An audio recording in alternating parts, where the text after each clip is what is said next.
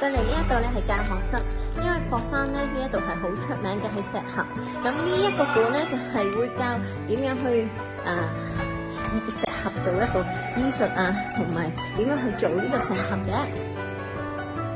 安徽霍山石斛種植歷史悠久，早喺唐朝，霍山石斛就被列為貢品，可見當時人哋已經對佢有所認知同利用。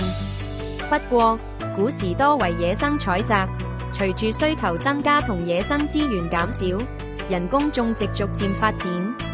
明清時期，霍山當地就有一啲關於石斛種植嘅記載，人哋開始嘗試模擬佢嘅野生生長環境進行培育，但受限於當時嘅技術同條件，種植規模較小。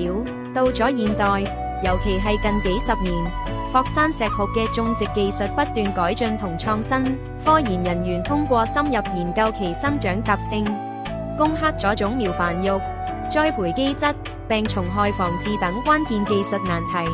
使得霍山石斛嘅人工種植逐漸實現規模化、規範化。如今，霍山石斛種植已經成為當地嘅特色產業，唔單止有效保護咗呢一種珍稀物種，仲帶動咗地方經濟發展，令呢一種有着千年歷史嘅珍貴藥材喺新時代煥發出新嘅活力。